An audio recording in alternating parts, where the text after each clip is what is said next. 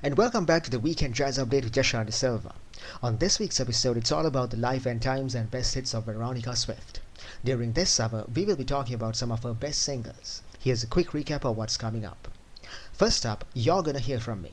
It's bold, it's crisp, and it kicks the album off like a trumpet melody. Swift isn't imitating legends, she is one in the making. Her phrasing impeccable.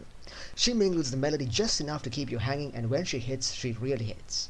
And then there's A Little Taste, a bluesy burner that struts with old school swagger. She plays a rhythm like a game of jazz ping pong. Gritty, joyful, effortless. And finally the emotional one, I Hope She Makes You Happy. An original, it's subtle but laced with fire. You feel the heartbreak but also the quiet strength. No melodrama, just real raw truth. So that was some insight into what's coming up during this summer, and you're tuned into the Weekend Jazz Update with Jashan De Silva. We'll be right back after some music. Stay tuned. And welcome back to the Weekend Jazz Update with Jashan De Silva. On this week's episode, it's about Veronica Swift, her biography and best hits. During this summer, we're going to be talking about some of her best singles.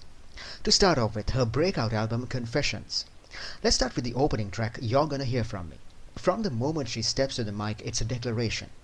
This isn't just a cover, it's a mission statement. She swings with confidence, but what really grabs you is the phrasing. Crisp, deliberate, and full of fire. She stretches melodic lines enough to make you lean in, and then lets it rip. It's swaggering but smart, bold but controlled. Now for some critics, the album as a whole didn't quite live up to the first punch. But even those reviewers admitted the opener was, in a word, powerful. And while the song is a standard, her interpretation is anything but standard issue. The second track, A Little Taste. This one's a bluesy burner. Up-tempo with that walk-the-flow energy. The kind of track that makes you want to pull your collar up and stroll through the city with purpose. Swift's vocals here, a clinic in control. She's tossing the rhythm back and forth like it's a tennis ball, slipping between subtle mood shifts with ease. There's joy, there's smoke, there's grit, all in the same 2 minutes. The group's locked in and the arrangement's tight, with dynamic shifts that never feel gimmicky. And then we get to I Hope She Makes You Happy. This one's a heartbreaker. It's original, it's personal. It's got that bittersweet vibe. Critics call it a showstopper. It's a very emotional song. She doesn't wallow, she doesn't beg, she says, I hope she makes you happy. It's self-empowerment wrapped in melancholy. Veronica Swift isn't just a vocalist, she's a songwriter with emotional range. And this is the Weekend Jazz Update with Jashan De Silva.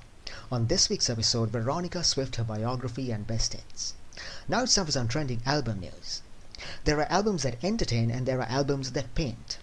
That's what pianist and composer Yoko Yates brings us with her stunning new release. Now, if her name rings a bell, it's because Yoko Yates made waves with the 2022 debut Mystic Life, a lyrical reflection on childhood and memory. The new album Eternal Moments is a natural follow-up, but with deeper hues, richer textures, and a more emotionally complex palette. It's jazz through a painter's eye. Yates has a background in visual art and you feel it in every note. She says, I don't care particularly about the form or genre, I just like to express emotions. And that's what makes Eternal Moments so mesmerizing. The album opens up with outer space myriad stars, a cosmic soundscape that sets the tone for the journey ahead. You'll travel down a winding river, drift through the flower before its last day, and reflect under a golden sky. Yates' longtime collaborators return here, flutist Jamie Baum, multi-reedist Sam Sadigersky, drummer Jeff Hirschfield and others. Each composition is rooted in nature, memory and personal reflection. You can stream or purchase the album starting September 19th on Banca Records. So that was some trending music news on the Weekend Jazz Update with Jashan De Silva. We're going for a short break, we'll be right back after that. When we come back, we're going to be talking about more of Veronica Swift's best singles. Stay tuned. And welcome back to the Weekend Jazz Update with Jashan De Silva. On this week's episode, it's all about the life and times and best hits of Veronica Swift. During this summer, we will be talking about more of her best singles. Here's a quick recap of what's coming up. Let's start off with How Lovely to Be a Woman. Originally a playful musical number, Swift twisted into something sharp and ironic, smiling sweetly while peeling back layers of societal pressure. Her voice is pristine, her delivery knowing, and her sarcasm deliciously subtle. And then there's The Sports Page, a swinging, witty contrast to the album's heavier moments. With Emmett Cohen on piano and Yasushi Nakamura on bass, Swift scats, swings and soars with charisma and control. She's playful but always precise. Flip to A Prisoner of Love and suddenly you're in a smoky Broadway dream. Lush, dramatic, unforgettable. And Everybody Has a Right to Be Wrong? It's pure joy, celebrating flaws with musical flair.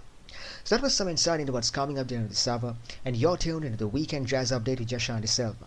We'll be right back after some music. Stay tuned. And welcome back to the Weekend Jazz Update with Jashan De Silva.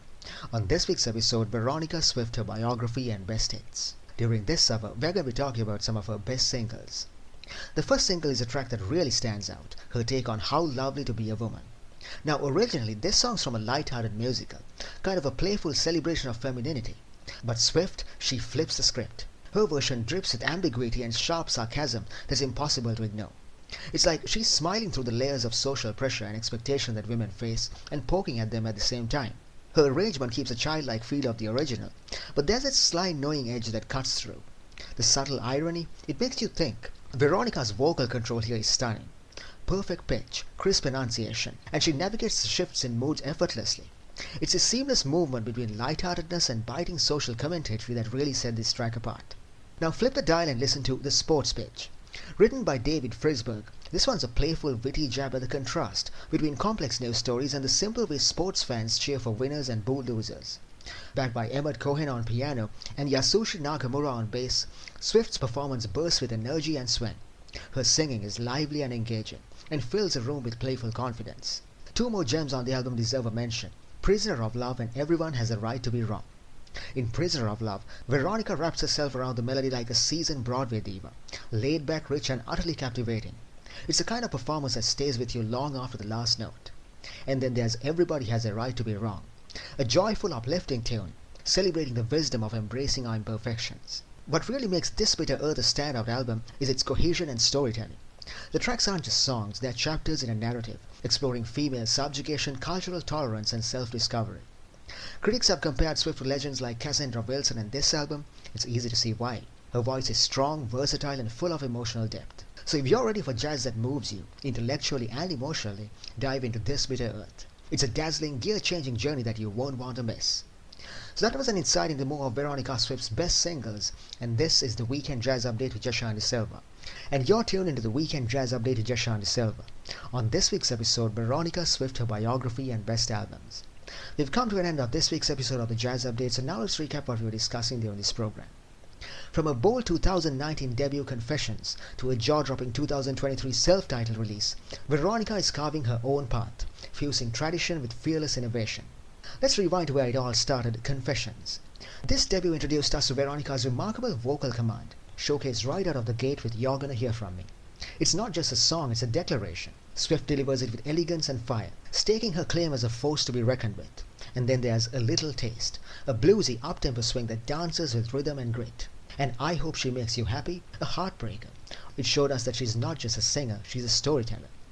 Jump ahead to 2021 and This Bitter Earth. This album mingles musical excellence with sharp social commentary. Tracks like How Lovely to Be a Woman take seemingly innocent show tunes and lace them with irony. Veronica's knowing delivery cutting through like a blade under silk. Then she flips the mood with The Sports Page, light, witty, full of swing.